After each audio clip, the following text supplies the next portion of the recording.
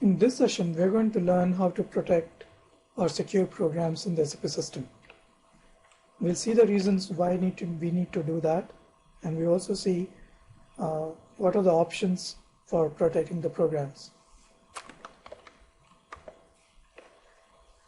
Now, programs are one of the most important elements of SAP database since they process data along with the tables. Now, tables contain the data that you process, but programs help in processing the data. Now, since many programs process and give access to sensitive and confidential information, it is important to secure access to these programs.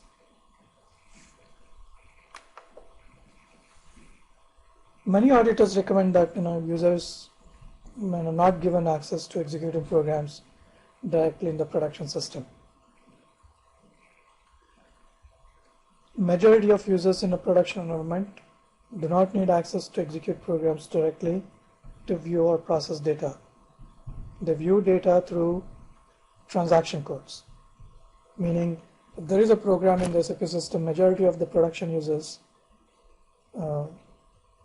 don't execute those programs directly.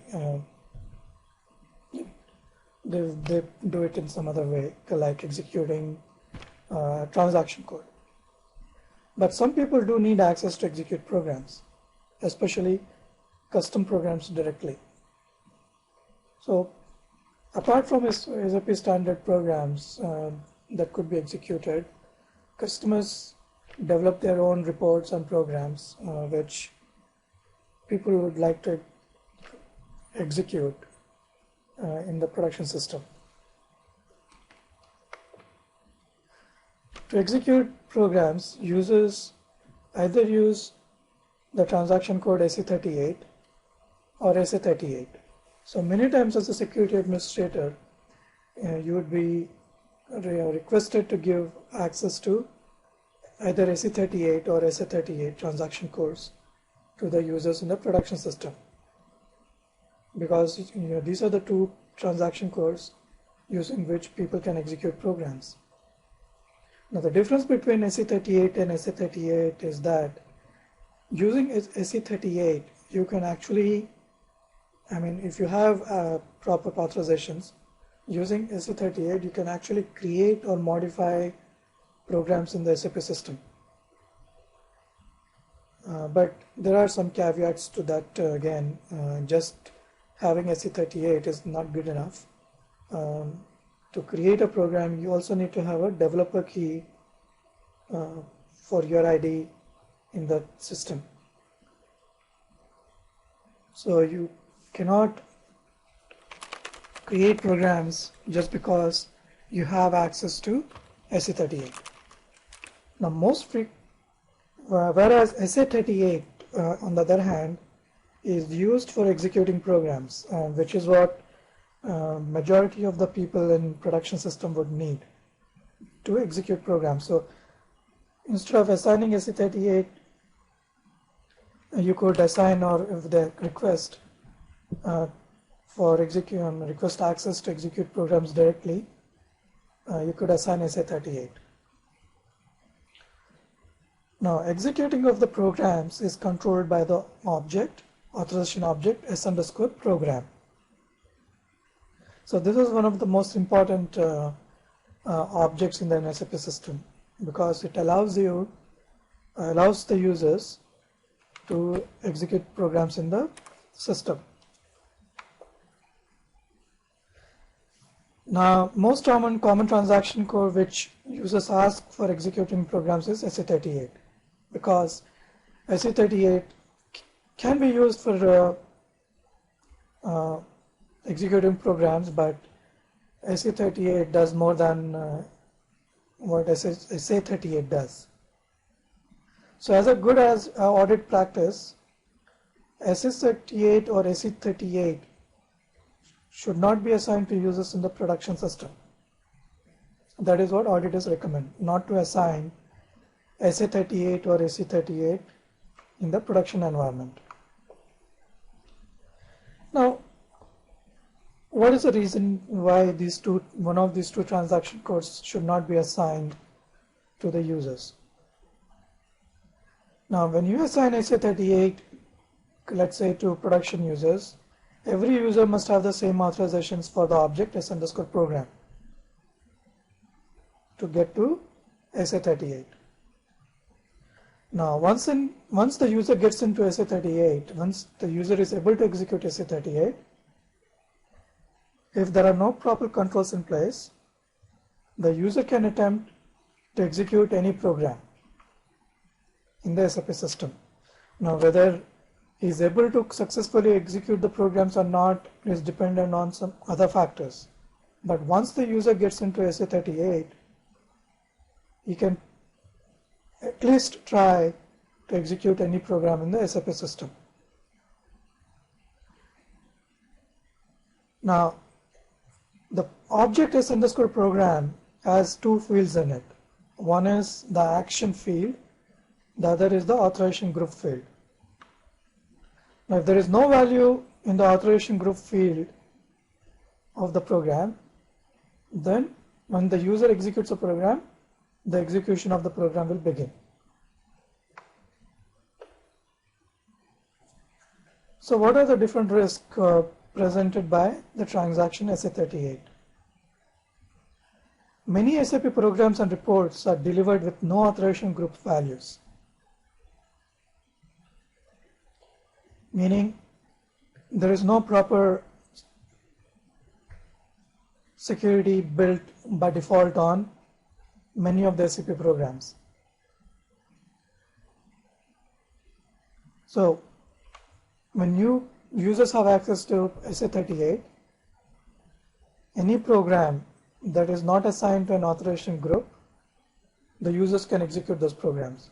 Now authorization groups is a collection of a grouping of programs. So let's say for example, if in s_program object, if you specify a user authorization group, then the users can execute the programs belonging to that authorization group. But unfortunately or fortunately, many of the standard SAP programs are not assigned to any authorization group. Also, when developers create their own custom programs, they may not provide authorization group assign an authorization group to those programs. So which means along with the standard SAP programs, even some of the custom programs which customers develop will be vulnerable for the users to execute. Now, if a program does not have an authorization group and does not have an authority check statements inside the program is high risk, because users who have access to SA38 will be able to execute such programs without any problems. Now, authority check is an ABAP statement which gives you an additional layer of security for programs along with authorization groups. So when the users execute SA38 and then try to execute a program, if they have access to the authorization group to which that program belongs to, then they can execute the program. But once the program gets executed, the further security on those programs is provided by the authority check statements. So it's a very good practice to recommend the developers to use the authority check statements when they write the programs, so that it gives an additional layer of protection for the programs. Now SA38 is considered dangerous because users can add, modify or delete data if a set of required conditions are in place. Now, like I said, s_program is the object which controls the execution of programs. Now this object s underscore program has two fields in it. One is the user action, which determines if you can start the program and schedule it to run in batch mode and what variants you can use. And the second field is the authorization group field, which determines which programs you can execute. The authorization group field comes from the authorization group